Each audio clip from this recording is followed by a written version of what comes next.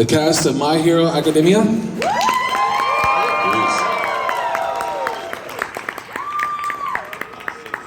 do a little bit louder. Like, let's make it louder than Austin. Let's go, one more time.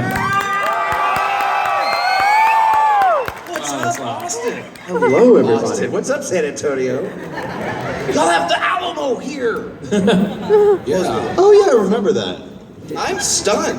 I'm ready to watch the movie tonight. Have you been to the Alamo? No. It's not bad, it's fun. There's actually a gift shop, so it's actually pretty cool. Ooh, I want to go there. Did you not get a microphone? Did you not get a microphone? They didn't give you one? Sorry. Oh, It's poor okay. thing. Oops. We're gonna share. Yes. So, Yes. We're gonna share. so one, we're very grateful that you guys came out tonight. You know, the weather was pretty bad. Did you guys were able to do anything today? Or like San Antonio, like tourist Found stuff? your record store. Nice. Already? Yes, I did. First thing. Yeah, I woke up, I came in yesterday because I could, and it was awesome. Because when you have 2 kids, you leave town as early as you possibly can. Because it's very critical that you're there. That's what they don't ever show my wife, this panel. But yeah, I was lucky enough to get out the night before, and when I woke up this morning, I had breakfast at the hotel, and I ate on the Riverwalk today, and I suddenly remembered all these memories flooding back to me, because when I was growing up, I went to school in south of Houston at Clear Creek High School, and I'm a Texan, and thank you. I feel like I'm the only one here that's a Texan and can claim that, although the rest of them probably are. I don't know why I was bragging about it, but anyway, like every year, the UIL choir would have their like state competitions and all of their state performances here. So every year in high school, we would spend like an extended weekend here, and it was the coolest thing ever. And I remember like running around the city, and so just sitting in sitting on the Riverwalk, a lot of memories came back. I also remembered a movie, Cloak and Dagger, that was recorded here. Yes. Like probably Dabney Coleman. yeah, and His coolest role. it just kept Yes. flooding back to me, you know what I mean? And so I walked what I thought was the entirety of the Riverwalk this morning. It was like really beautiful, and I took a bunch of pictures, and I told my wife, I'm like, we need to come visit this place. Yeah. It's beautiful here. You guys have a beautiful city. Yay, you. Thank you. Awesome. So let's talk about My Hero Academia. It's popular. I mean, obviously, huge fan base. I know the creator was nervous about bringing it to like mainstream. He was like, I don't know, which I guess I get, because a lot of artists are our own worst critic. Was there any hesitation to bring it as a cartoon mainstream or anything like that? I did not hesitate. I mean, not trying to be, funny or anything, but literally in the first 3-4 episodes of this series, the heart of it is ultimately completely exposed and shown to you, and you've already started to invest into Deku for sure by that point. And then for me, just even starting to see All Might and that relationship that starts there. I mean, this show literally in the first 5 episodes blasts itself through action and drama and this emotional. It's just, there's a ferocity, honestly, to the genuineness that this show has. So for me, seeing 3 episodes, I'm sold. Yeah. This thing deserves mainstream. Mainstream deserves this. I think it's cool too that they've made efforts to make sure that it appeals to a wider audience. So if you guys watch a lot of anime, normally there's like onigiri and let's all go out and we're gonna use terms like moe. And this show in particular has made an effort not to make it too Japan-centric, so that it's more available to other audiences. People don't feel so excluded or left out. I can see why he probably would have been hesitant, because we had an opportunity to meet Horikoshi Sensei, the creator of the show, at one, I think it was New York Comic Con one of the years, and he's very, very shy. Like he doesn't like pictures of himself. He doesn't like video of himself. He covers his. What did you say? Just manga-ka? I think so. They're all kind of like. If you show their face, their show's over or something like that. But he's super, super, super nice and very, very humble. But it's crazy to imagine that they would have ever held back from releasing this on a mainstream level, because this show has been worshipped by every single comic book artist. It's so Western in nature. All Might in particular looks like a Western comic book character. And I don't think there's ever been a show that's translated to American audiences better than this show has. It's interesting. When we were auditioning for it, there was, you hear things and you hear that it potentially had, or it had the potential to be bigger, to go mainstream, to have like a popular following. And, as an actor, it's always like, oh, well, this was just going to be an audition, but now I really want this thing, But my thing was, I feel like people were expecting it to be like shonen, just jumping into like major action. And what I love that they did was they took their time with it a bit. Like you really get that relationship between Deku and All Might really strong, and the anticipation of that and laying the groundwork of that was strong to me. And I feel like they've done that with each and every character. Each character has such a strong backstory, even smaller characters. So I just think they did it the right way and they rolled it out the right way. The fact that I've resisted my entire life to do this, but the fact that I cried 3 times within the first 2 episodes, it's like, there's something wrong with this show. The show's broken. Like, I don't know what's happened to me. I mean, some of it's when you have kids, you start crying more often, I guess, but like, this show got me. Like, it really got me. There are moments in the booth where I was crying recording it, and that doesn't happen very often, because sometimes, even in some of the most emotional scenes in anime, there's sometimes this break between the Japanese-ness of it and like there's something that doesn't feel as authentic about it. But My Hero Academia really feels very, very authentic. It feels like it's very real. I love it. Was there any times where when you audition, you're like, where they tell you, oh, we want you to audition for this person, or like, you know what, I want to audition for this person more, or was it already set for your characters? I knew. So one of the weird things about anime is that, I have a very different voice, shall we say. But I never really got to do any crazy zany voices like you would think working in anime. Like, you very rarely do that. It's usually just differentiations of your own voice, kind of. So when I saw Suyu and Mineta, actually, I was like, yes, I want to audition for those too, because they look like they would have fun voices. And it's funny because Brina Palencia and I were the last 2 cast in Class 1A because Colleen couldn't decide which one she wanted to be Mineta and which one she wanted to be Suyu. And I won. Sorry, Brina. Yeah, I mean, the way the auditions work typically is there'll be, 5 or 6 characters, male characters, 5 or 6 female characters, depending on the show, obviously. And you'll read for whatever the director wants to hear you as. I read for All Might, for Todoroki, for Bakugo, I think even Aizawa. And then you kind of leave and you don't know, most of the time you have an idea of who you think you might get if you were to be cast, based on your prior casting and what people see you as. But I was just happy to be in the mix, and I had worked with Colleen on several shows before, so you kind of leave not knowing, well, I could get nothing, I might get, and you don't know until you get that call. But yeah, it was exciting. I tend not to invest in the audition part because I'll get too, like, I want it really bad all of a sudden, and then I don't get something, and then I'm depressed. So I didn't know who Kirishima was. I really didn't know who Kirishima was after Colleen had cast me in it, but the reason why I felt comfortable with that is that I kind of, I do a lot of the producing at Funimation, and so I ultimately trusted Colleen 110% to do her thing. And then when she said that I see your hair, that's why I'm pointing at you, Kirishima. Yes. So when she said, I've cast you as this guy Kirishima, trust me, he's your character. And so each time that I've gone in and got to know him a little bit better, man, I love this character so much, and it reflects a lot of what what I tend to reflect most in characters that I play. So I think Colleen was looking, I think, for those aspects. I think that she cast upon the strengths of all of the actors that are in the roles they're in. And you all are lucky because Colleen, I think one of her strongest qualities is that she's really, really good at casting. Colleen's excellent at casting. Yeah. I think that's one of the best things about My Hero Academia is that the cast that she chose, I think, is very, very appropriate in all cases.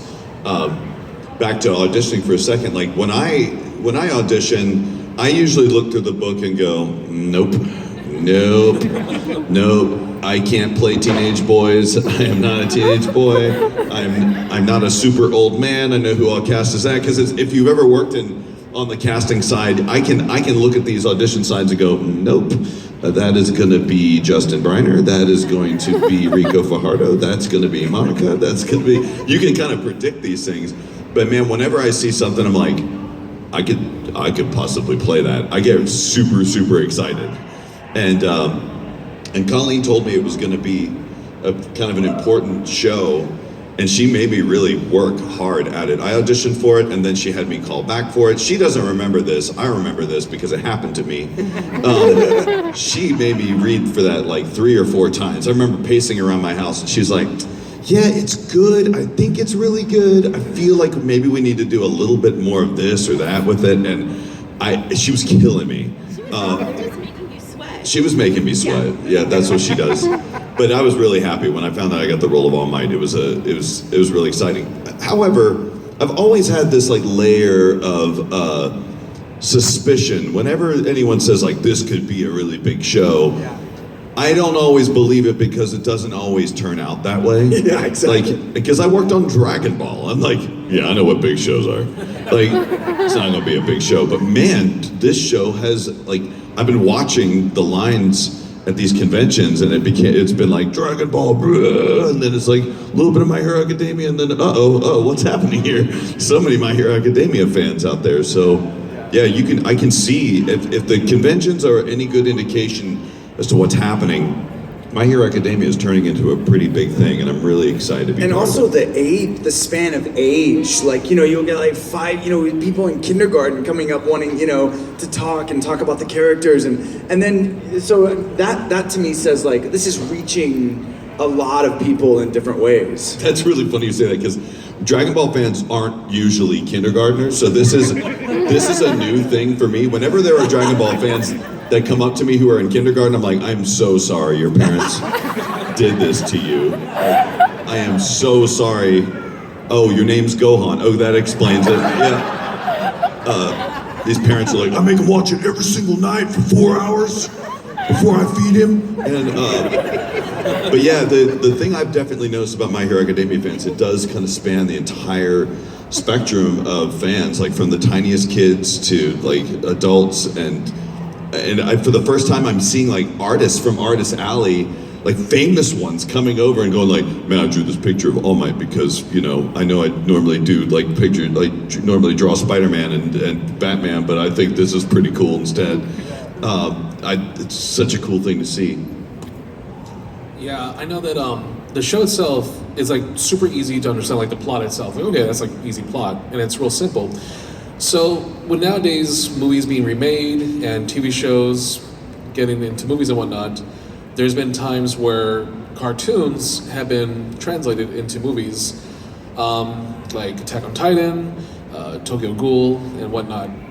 Is there any talks, or do you think more so that the cartoon My Hero Academia could work as a live-action movie? Or do you think it'll just be better, hey, let's just keep it as a cartoon, because it'll work better for what it is? I mean, gee, at this point, we're really getting into the, like, well, I wonder, kind of thing. I have no idea. I mean, the special effects are crazy, and I feel like the one guaranteed way to, like, say that this movie could make it as a live-action movie is to say that special effects are nowhere in a place that they could do that, because then that will prove me wrong. But I don't know. I mean, it seems tough. I think the thing you run into, and this happened with one of these. Didn't somebody make a movie about a long-running anime series once? Yeah, that was it. Mm-hmm. Yeah, it didn't go so well. We don't talk about that, Justin. But I think the example of what happens, regardless of what kind of drives the story, once we, the audience, fall in love with these characters the way that we see them, watching some other actress, I don't care how great she is, trying to play Sue.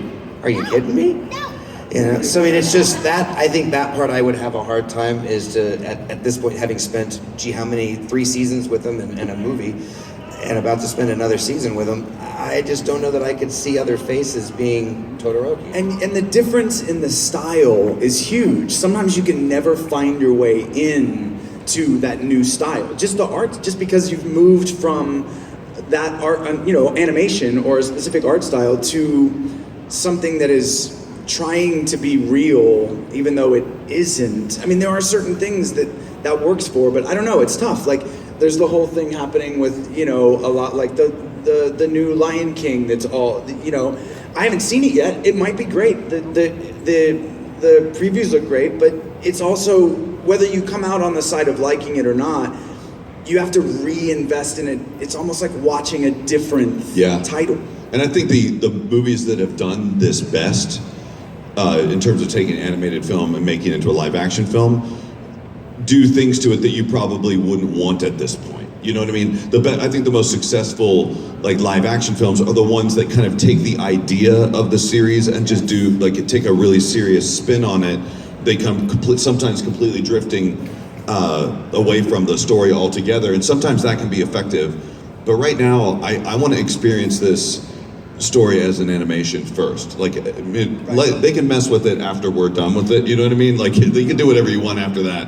Hopefully, this will be going on forever. But I really don't. I'm not sure I'm ready to see it animated yet. I think they haven't done a live action Bugs Bunny cartoon yet either. So I think we get.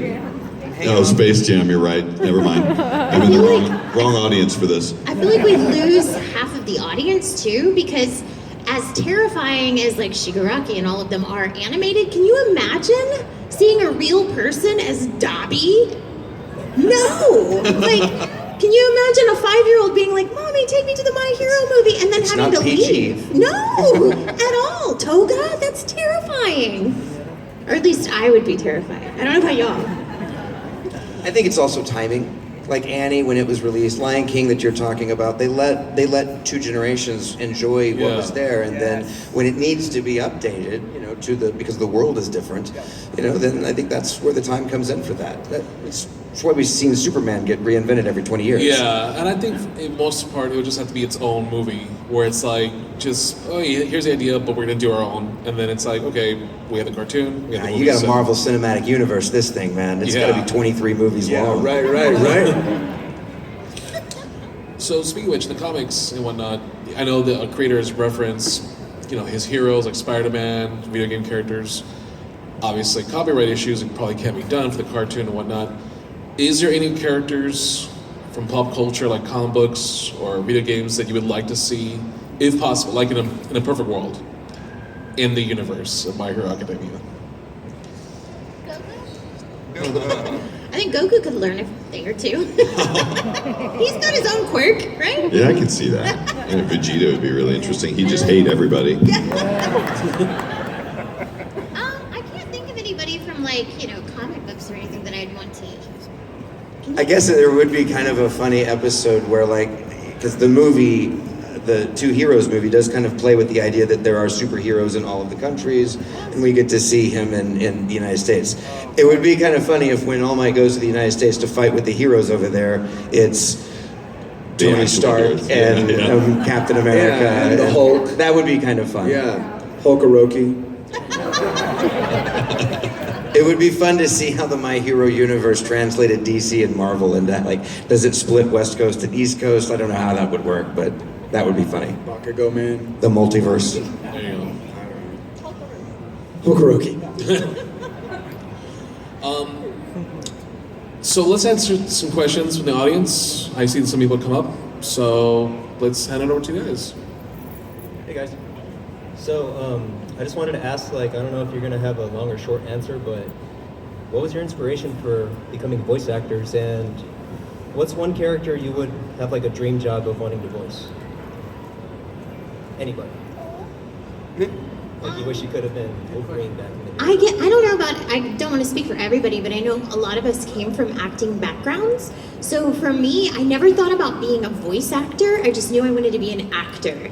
And voice acting kind of found me, as weird as that is. So I never really set out to be a voice actor, but I will say that there were people growing up that inspire me now that I look back and go, oh, that's why I can voice act, is I watched a ton of Carol Burnett.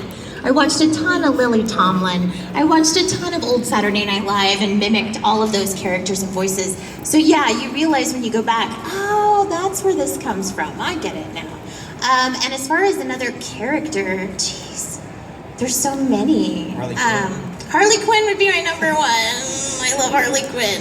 If you guys go to, oh gosh, what is the Six Flags in Dallas? Over Texas. Six Flags. Yeah, it's called Over Six Flags Texas. over Dallas. Yeah. We have one here. If you go to Six Flags, there is a ride car called Harley Quinn's Spinsanity, and I am the voice of Harley Quinn for that ride. So when you hear her, that was my one little like.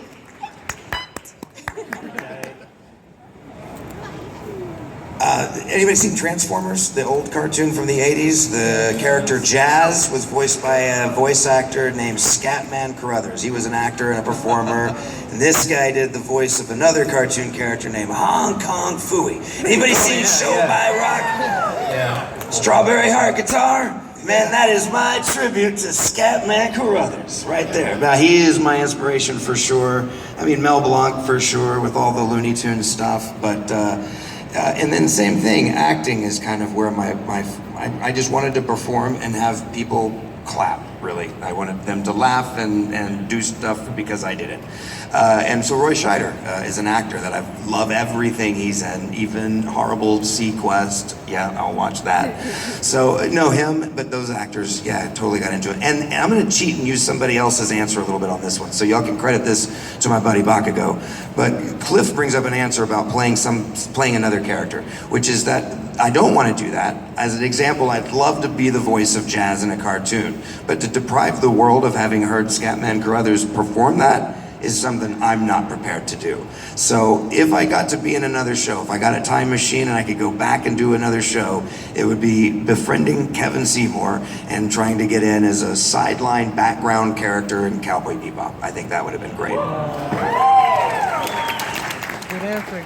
I don't have much to add. I mean, my story is pretty similar to what you just heard. I found acting in middle school and high school and wanted to be an actor, and I never really set out to pursue voice acting per se. You know, I trained as an actor. I've done a lot of stage stuff and some on-camera work. And then it's kind of a boring story, but I got an audition for an anime cartoon and booked that, and I've been doing it ever since. I did pursue commercial voiceover stuff. I was in undergrad and I was thinking about, I want to be an actor and how can I diversify my talent and how can I make some money and still do some of this other stuff that doesn't pay as much.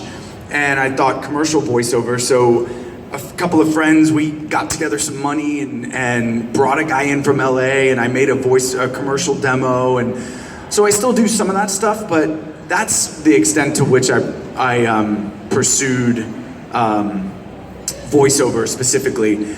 And inspiration-wise, it's hard. I have all kinds of inspiration from on-camera stuff to theater inspiration. A lot of my people that I looked up to and that aren't people that you would know. There's an actor in Houston. I grew up in Houston going to the Alley Theater, and so James Black is an actor that I saw on stage. I know, that's awesome. You know James Black, that's amazing. I saw him, that is James Black. I saw him as a kid and I'd be like, that, whatever he's doing, that I want to do that. I do have some inspirations like VO people now, they mostly do like narration stuff, but like Peter Coyote is like, he has such an authenticity. I think I gravitate towards, does this person sound like they're telling the truth? Are they connected to something, Peter Thomas from the Forensic Files, that guy can read anything. Liev Schreiber actually has a great, he's amazing. Great narrator, on all his documentaries. So anyway, yeah. Yeah, for me, like, I didn't come up through like acting schools like some of these other people did. I I found what I'm doing because I was basically born with a really deep voice. Like, my voice dropped to what it is now between like 6th and 7th grade. I was like 11 years old, and I sounded like I sound now. And when that happens to you, much like if you're like shockingly beautiful or something, everyone's like, you should go into modeling. I wasn't beautiful, so they were like, you should go into radio. That's what you need to do. You need to go. So my whole life, everyone told me, like when the universe tells you to do something and keeps telling you, you're stupid if you don't at least give it a shot at some point. So I did get into radio, and then what I found is that the thing I gravitated towards was not necessarily being on the air and doing talking in between songs.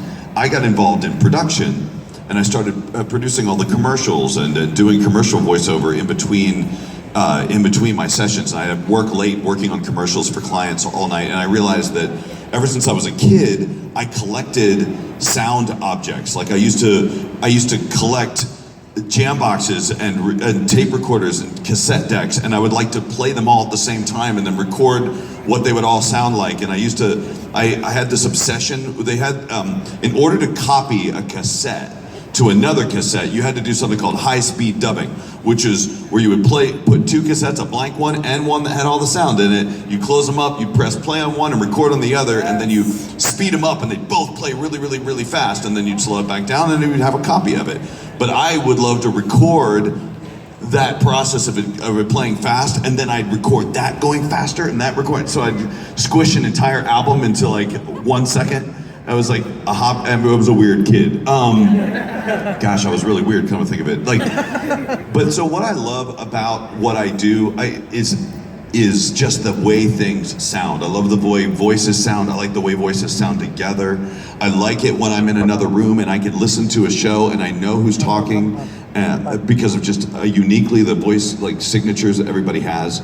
And the people that really have inspired me were people that I worked with over the years as a director at Funimation. Because when I was hired at Funimation, I was just this young dude, straight out of college, that had some a really deep voice and some natural talent. I worked on a bunch of radio productions and some theater stuff in high school, but I really didn't have a rich background in directing, or I was nowhere near as talented as some of the people I was working with, like Laura Bailey, Meredith, and Travis Willingham came through, and Troy Baker, and all of these guys that I've worked with over the years, Colleen Klinkenbeard and Monica, and then we start at some point in the Funimation history, the Houston crew was unlocked. It was you've got an achievement. It's Houston actors available now. We're like, what? There's more of us? And then there was this influx of all these amazing Houston actors, and that was so cool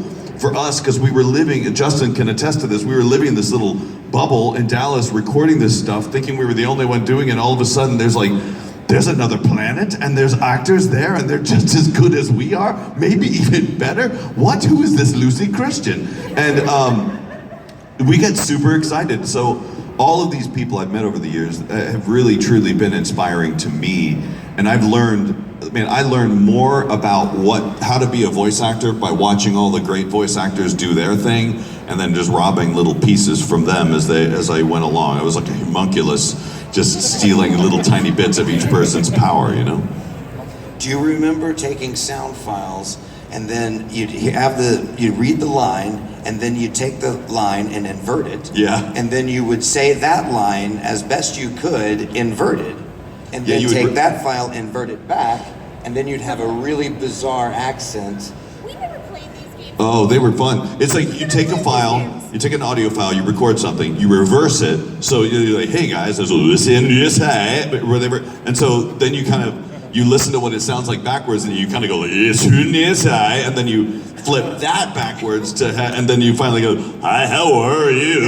You end up with these bizarre sounding files. We had two aliens in Dragon Ball. That's What how the were we voices doing? were made. You guys obviously weren't hanging out with Chris Ayers because he knows all the audio secrets, so. No, they would play this game where in between takes, the director would try to hit the glass with a rubber band and see if they could get it not in your take. So you'd have to continue to do the takes if the director was really bad at it, and most of them were.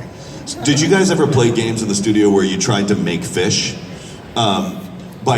So when you make sounds, it prints on the screen, right? So you have to try and make make certain shapes.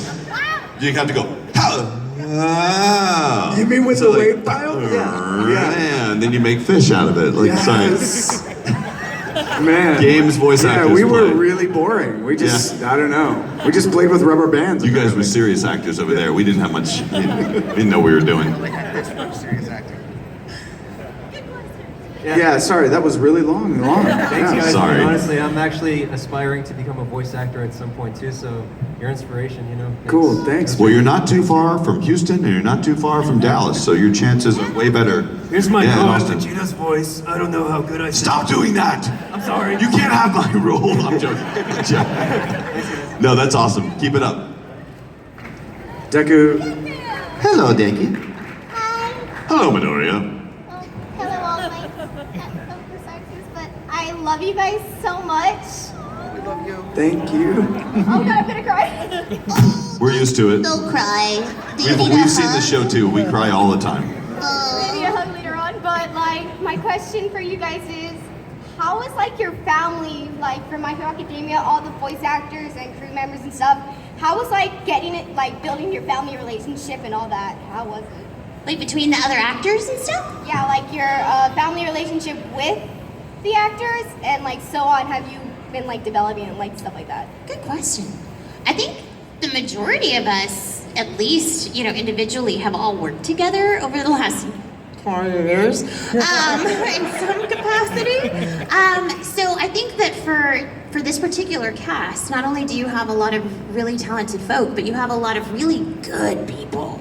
Just awesome folk. And the fact that we now get to go to conventions together in groups is so cool. Because we just had a My Hero convention in Florida where we all got to hang out on the beach and eat crab and drink out of buckets. It was awesome.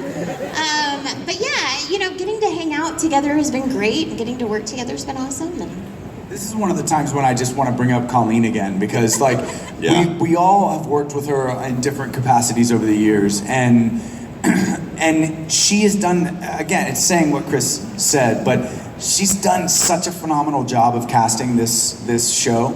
Not only with great actors, with people that are so right for their roles. Whenever, sometimes we'll get the question of, if you could be any other character in My Hero, who would you be? And I won't answer the question because I don't. you're best boy. I don't, because I don't want to be anybody else. No, because I wouldn't want, Justin to not be who he is, or Chris, or whoever, The other best boy. So that in and of itself, like Monica said, they're great actors and great people, and we don't get to work together when we're recording it. But when there's such a show, when a show happens like this one has, and the fan base is so, Justin and I have said before at different conventions, the fan base for My Hero, it's wonderful. We get into deeper conversations. There are real issues, strength of the characters too. But with all that happening, you can't help but bond and have a connection that we're creating something, or co-creating it together. So it feels special to be a part of it. I do have to tell a story that she just mentioned about eating crab. That was at the My Hero convention. It was called the My Hero Con. It was in Florida. And there was one evening, was it our last night, or was it a Saturday night maybe it was the Saturday night. Yeah. There was a moment where our hotel was really close to a place that served crab, and that's all my favorite food in the world. I'd love to eat snow crab. It's the best food. So I was like, I'm out of here, guys, because they were at one place eating. I'm like, I'm going over to get crab. Who's going with me? And a couple people went, and Monica was like, I really want crab, but except I just ordered something here. Would you bring something to me?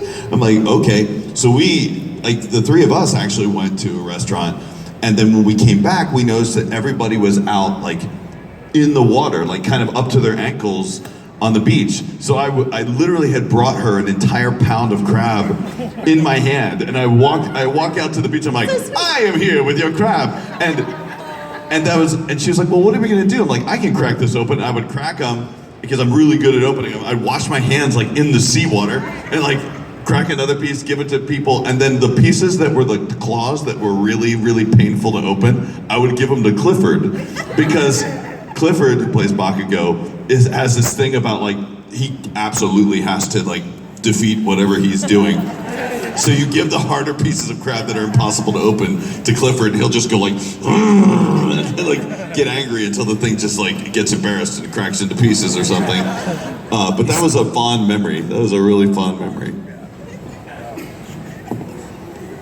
Good Cliff question. with this thing in his hand going, now what do I do with it? Just angry. Oh, thank you, because like after watching My Hero Academia, I decided to like try to do the voices. I can kind of do Bakugo, just angry, Totoro. Let's hear it. Let's hear Bakugo's voice. Get back here, Deku! That's good. Yeah, and then I tried Tsuyu, which I'm still fixing on that, but yeah. Awesome. It's embarrassing, You but got this. Keep working on it. yeah. I love Remember, you guys. the most important part of the voice acting part really is the acting part. Unless you're lucky enough to be like born with a voice like 4 octaves lower than most people's, like acting is so important. So get involved. Like if you're already clearly interested in it, get involved with theater. Get involved. Like I bet you they might film another Cloak and Dagger movie here. You should volunteer to be on the set. Okay. Good question. Great cosplay, by the way. Thank you. I'm Beach Kirishima. So earlier I was getting Justin's signature, and you mentioned that you didn't cheat for season 4. Yeah. And I was just wondering, I know you all are probably too busy to like read anime, but does anybody like get ahead, and do you think it might affect like your job voice acting? When we first found out I was getting this, whenever I book a role that I know is like a lead or something extremely like there's going to be a lot of work. Anytime I've gotten one of those, I will read up on the manga as much as I can before I start, because I feel like it helps. It takes away the part that's confusing for the director at first, of having to explain everything that's going on in the show. And like if you can go into the show knowing kind of basically what's happening, then you get to work on the acting part, and that's like the coolest part. Like that's where you get to like that you fully understand what's happening. But once we get into it, a lot of the times like it gets hard to keep up after a while. And in the example that I was talking about with you, actually, that was something Colleen asked me not to do. She didn't want me to get in my head what I thought Kirishima should be doing, sounding like, whatever in these moments that are going to be coming up in the new season. She wants to be able to kind of evaluate that as she's watching animation, and then have me see that for the first time and give what would I guess be a more genuine or fresh performance there. That's just a thing I think she thinks works well with me. But that's the genius, again, and we're all up here bragging about Colleen, but there's many voice directors, Chris included. Actors are different. And one actor, it might be better to do something this way. And another actor, it may be better to they have all the information up front, and they'll give a better performance that way. So it really depends. And the beauty of somebody like Colleen is knowing what actor is going to respond the best to what technique. Yeah, I'm definitely one of those people that I don't want to know. Because I feel like if I know, I'm really big on subtext when I'm delivering lines. So I feel like if I do know, I might accidentally put in some foreshadowing that I don't mean to. But I do have some friends that read the manga, and they like to tell me little snippets without saying too much. And I will just stop them and be like, just so you have more screen time. Because that's really all I'm concerned about at this point. Yeah, I think I can't really offer anything new to that, except that most of my acting before anime was you always knew the world that you were stepping into. You knew the end of the film, you knew the end of the play.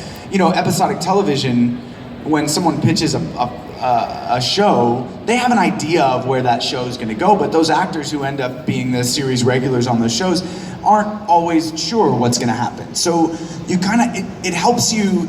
I mean, like for me now, you know, when I first started doing anime, I didn't really read ahead in a manga. There were some times where I didn't even see an episode. Most of the time now, I'll watch the subbed episode if I can, if I have the chance. I've been threatening to kind of read ahead in the manga because people keep telling me stuff, and people keep talking about vigilantes and like reading that manga, and I'm like, I would love to know the backstory of Stain or whatever. But Yeah, I like kind of a little bit of a hybrid of knowing. I like to be like what Chris said, knowing what the world is, what the character is, so that I can concentrate on the acting.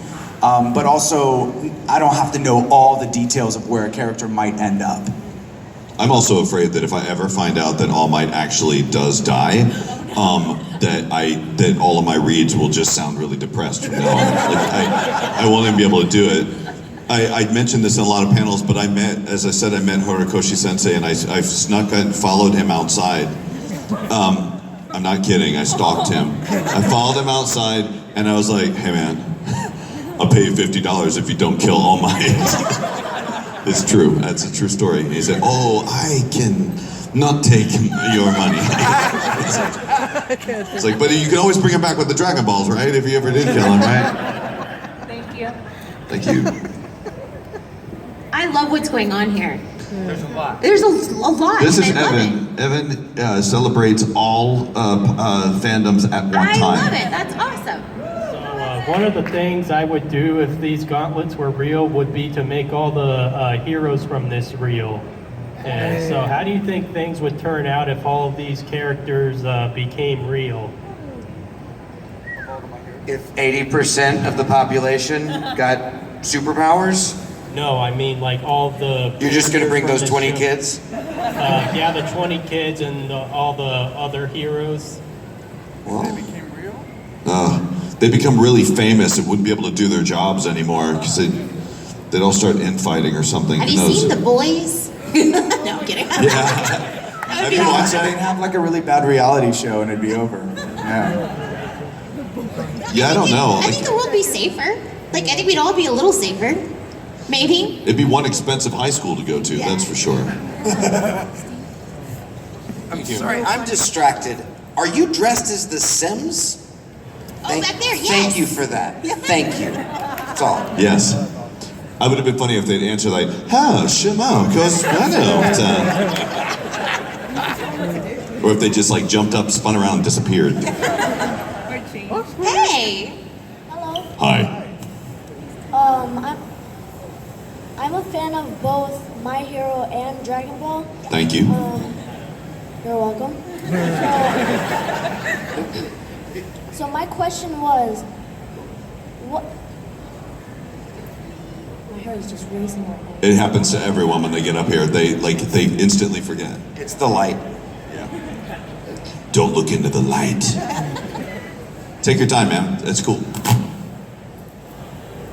My question was, what was the funniest moment, like recording lines? The funniest moment. I mean, there are a lot of funny moments in the show. I like when I love it when All Might like bursts into the classroom and is like, I am here entering the classroom like a hero. I also like when he gives Midoriya is telling his story about how he had to eat All Might's hair. It's like it becomes like this image of him doing an All Might impression. It was really funny to me. Say it. Eat this! When my wife and I are actually watching through My Hero, and we've started at episode 1, we're going through it, and honestly, what's become the funniest moment isn't recording the lines, it's watching my wife react to All Might every time he comes into a room. Because she's just looking at me going, what is he doing? We just got to the episodes where All Might's doing fight training with all the students in season 1. And just her watching this kind of craziness go on. I love watching my wife watch things. That's my favorite thing to do is when in performing this is then watching someone else watch it. And my wife is a big reactor. She's great in movie theaters too, very loud. She's fun. Todoroki is interesting to do in the booth because it's like I can't be too excited about anything, but I can't be too monotone and no heartbeat as well. He's like still a living person. But one of the funniest moments was, it's Deku and Todoroki, and it's like before the sports festival, and they're in the hallway, and like he's just talked to Endeavor, and like he's intense. The dude's intense. and he just says to Deku, what are you, All Might's secret love child? And like when I saw that line on the script, I started laughing. I was like, no, I don't, this is, I don't say this, right? I don't say this. I'm not saying this.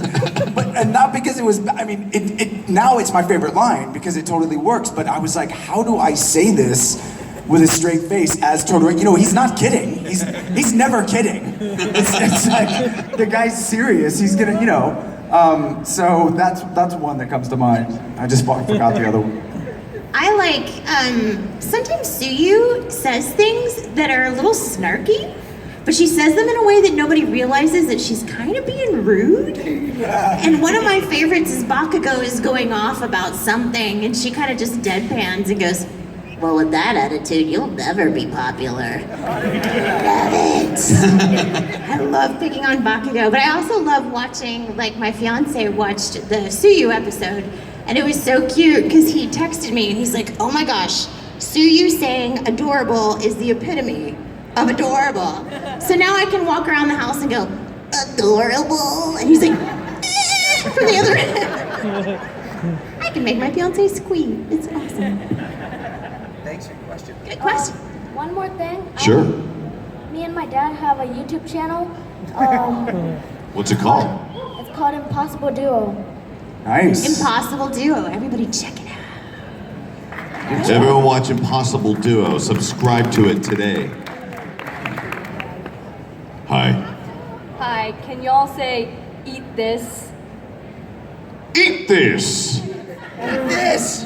Eat this! I said it. Eat this. Eat this. Thank y'all so much. That was the best question we've had all day. Can I just say too, I love that everybody who cosplays as Toga is always like the nicest, sweetest young ladies. Yes. And it's the most murderous, awful character. And you're like, hello, hey, how are I you? also love that we were just the most comfortable just when someone just gave us a line to read. Just now, yeah. We didn't even have to drift on for 10 minutes apiece, you know what I mean?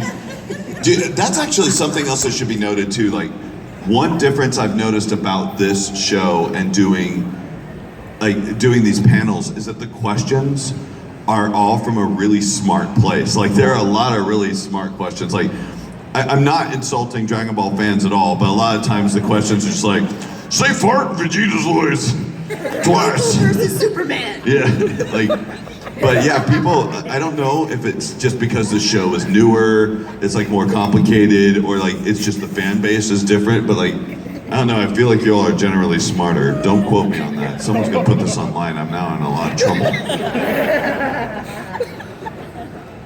This one's to my favorite dimwit, Justin Cook. Yes, ma'am. Yusuke Urameshi, either Mazuku or normal form versus Bakugo. Who would win? Ooh, see? Here we go. Let's see. What was the question? Yusuke in demon form versus Bakugo in what form? In just Bakugo form? Dork form. In dork form? Yeah. Angry form. Nerd form. Well, the trouble with this is I don't know. Yusuke would have certainly the upper hand. The only problem is if Bakugo's getting beat, Kirishima's gonna jump in, and now we gotta fight. Good answer. Good. Hi. Hello. You guys were all talking about, I know Chris was talking about how he kind of cried like 3 times or something. Don't tell too many people that, all right? But is there any like certain scenes that was really hard for you guys to film? Like, I know Kirishima has a lot of good things that are coming up according to the manga. I'm really excited to see that. He's like my favorite character. But have you guys ever like had like a line that really kind of hit hard for you, like at all? In My Hero specifically, or in anything else? Anything else as well. And My Hero, that's easy for me because there was episode 51, the dorm room episode. Y'all, those were real tears. Poor little Suyu. I was like, oh, yes. Yeah, that one was really hard. I was really taken aback by Mr. Cook, what are your thoughts? Justin Cook, voice of Kirishima. My friends,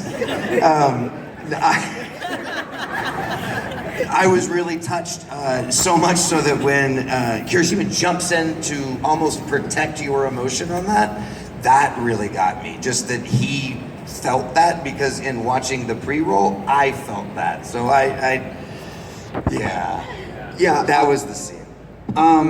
The whole, all of sort of the origin stuff where we find out about his endeavor and his mom and all of that. Yeah. We did something a little differently, and it kind of happened on accident. Usually we jump from scene to scene that we're in, and you don't really see unless, even if I've watched the episode prior, you don't get the through line of what's happened in between your scenes, or even if your character's in that scene and they don't speak, you don't see that scene while you're recording for the most part. With this one, on accident, we kind of just started to watch it, and we let it roll. And Colleen saw that it brought out a different read, a different sort of dropped in feel or whatever, and so we kept doing that. But that whole episode would be one where I was definitely emotionally connected to that in a way that was not always the norm.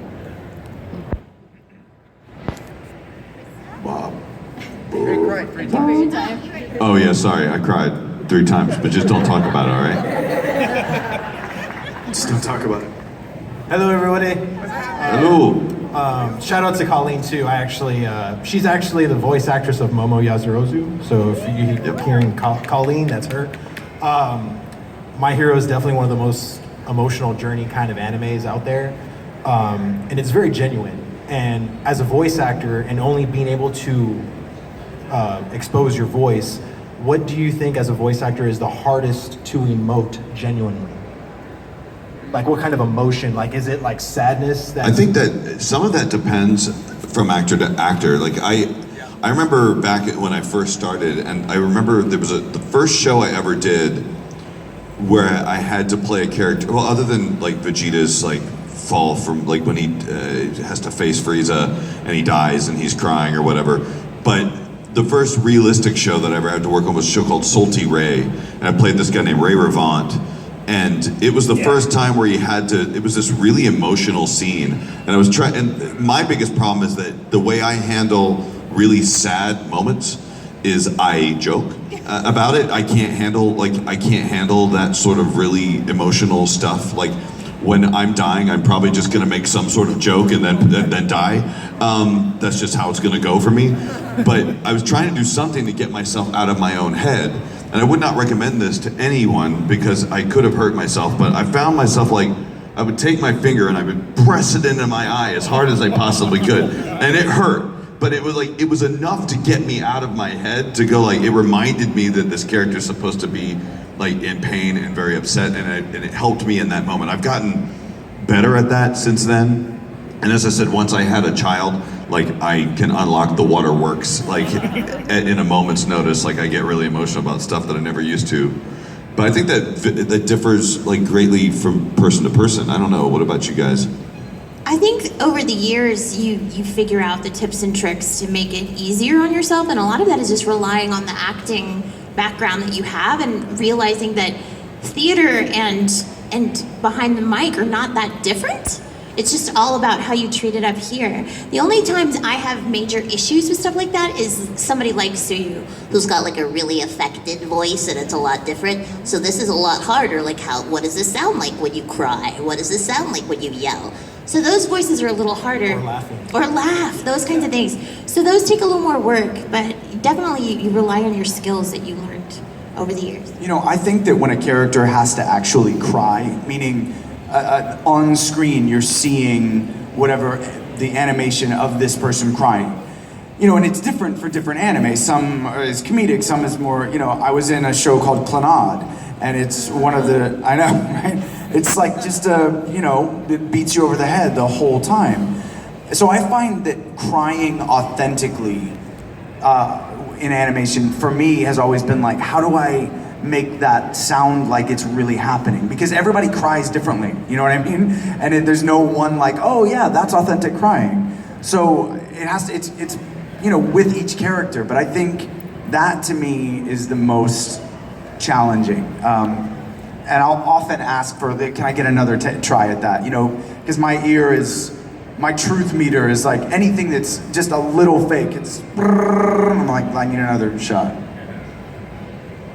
I don't know that I have an answer that's gonna add too much more to all of this. But I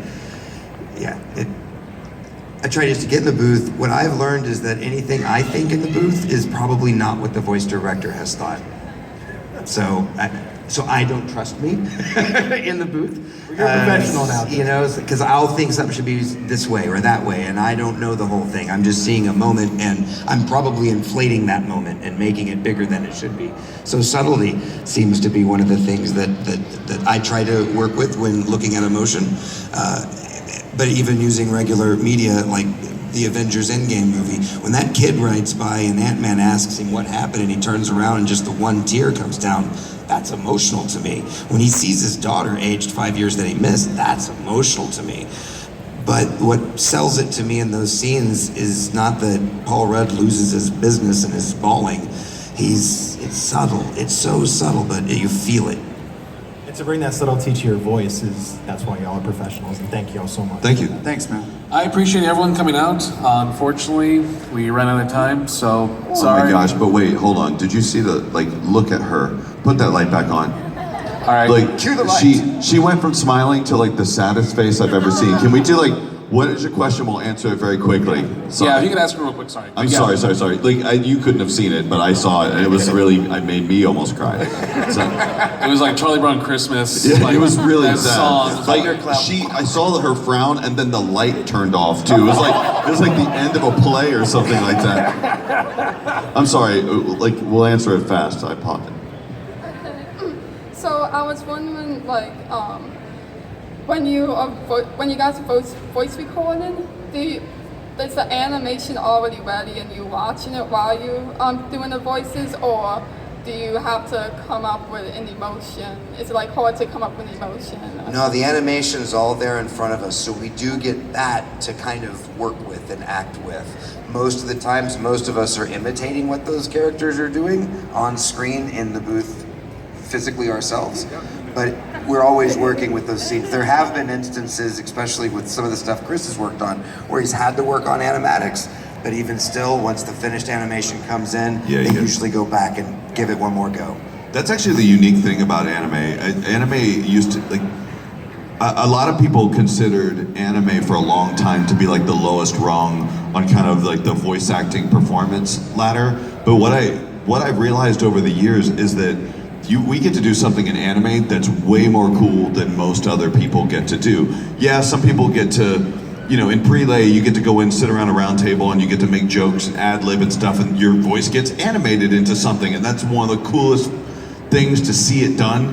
But the thing I kind of love about anime is that you get to have the headphones on, and if you have all the materials, the studio has everything. In most cases, you get your headphones on, you have music, and you have sound effects in your ear, and you get to see all the beautiful animation. And your job is to just lift yourself up into all that. And if you feel like you can kind of seamlessly bring your performance up to the level that the animation is, that's the fun thing about doing anime. It's it's exhausting and it's frustrating because not in every case do you kind of have to work with the mouth movements as they are. But man, when it gets done right, that's the coolest feeling. And then it's done. You get to see it right there, and it's really, really cool. What he said. Thank you. All right, you look happier now. Thank you, yeah. Thank you guys so much. Yeah, I know. So one last, request. Since we have everyone here, it's the finale. Can we take a selfie? Sure. As long as everybody will say plus ultra. All right, so Need this. Right. We've been doing this plus ultra selfie for a while, and the only thing that's frustrating about it is plus ultra makes you do the weirdest face in the picture. So it's almost like we need to say plus ultra cheese or something. I don't know.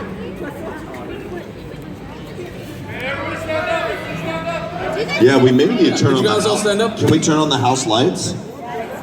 Oh, there's a house baby. House baby. Hey, baby. Yeah. Hey, baby. Might be hard to see. All right, so on the count of three, we're all gonna say plus ultra. All right, 1, 2, 3. Cheers. Thank you so much for coming out, everyone. I'd like to thank the Just so cast you of know, My Hero Academia. That's not a selfie, that's just a picture. It was just FYI. Thanks, everybody. Thank you for coming out for the first night of Big Texas